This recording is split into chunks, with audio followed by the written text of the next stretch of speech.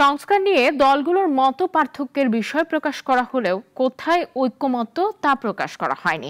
অভিযোগ বিএনপির সিনিয়র নেতা আমির খসরু মাহমুদ চৌধুরীর।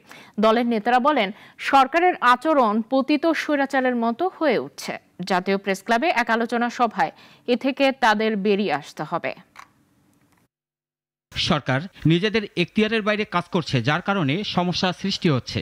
অথচ এমন ম্যান্ডেট কেউ তাদের দেয়নি, এমনটাই বলছেন বিএনপি সহ নানা রাজনৈতিক দলের নেতারা। এটা শেখ হাসিনা খুব এনজয় করছেন। সরকারের 10 মাস গণতন্ত্র ও জাতীয় নিরাপত্তার প্রশ্ন শীর্ষক আলোচনা সভার আয়োজন করে জাতীয় প্রেস ক্লাবে গণতান্ত্রিক রাষ্ট্র পরিষদ। এতে অংশ নেন বিএনপি সহ নানা রাজনৈতিক দলের নেতারা। আমির খসরু মাহমুদ চৌধুরী বলেন, গণ অভ্যুত্থানের আকাঙ্ক্ষা গণতান্ত্রিক অর্ডারে ফিরে যাওয়া, সরকার তা থেকে সরে আছে। এর কারণে সংকট আরও বাড়ছে। কেন সংস্কার করে ওরা গলা শুকিয়ে ফেলতেছে, কিন্তু সকলে সংস্কার প্রস্তাব জমা দিয়ে দিয়েছে, সকলে জমা দিয়েছে। এবং ডক্টর ইউনূস সাহেব বলছেন প্রথম থেকে যেখানে ঐক্যমত হবে সেই সংস্কারগুলো বাস্তবায়ন করা হবে। ঐক্যমত ওয়ার্ড হচ্ছে কি? ঐক্যমত।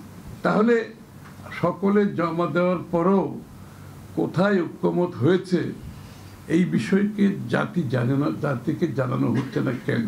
আর অন্যান্য দলের নেতারা বলছেন, অন্তর্বর্তী সরকার একটি বিশেষ দলের কারণে নির্বাচন নিয়ে গড়িমসি করছে, যার ফল ঠিক হবে না। কারণ মনে আছে না, ভরসা রাখুন, এটা শিখাইছিল না যে ভরসা রাখুন, শিখাইছিল না? উন্নয়ন যদি চান ক্ষমতার ধারাবাহিকতা রক্ষা করতে হবে, তার মানে 41 সাল পর্যন্ত। হ্যাঁ, তাকেই দরকার। এখন তাহলে ভাই, এখন যদি শোনেন তাহলে এইটা কার সুরে সুর হইল? আপনারা মেহেরবানি করে সঠিক রাস্তায় থাকেন, সিরাতুল মুস্তাকিমে থাকেন, রাইট ট্র্যাকে আপনারা থাকেন, এবং আপনারা পথ হারিয়ে ফেলছেন। এখনো পর্যন্ত বলা যাচ্ছে না সরকারের মনের মধ্যে কি আছে।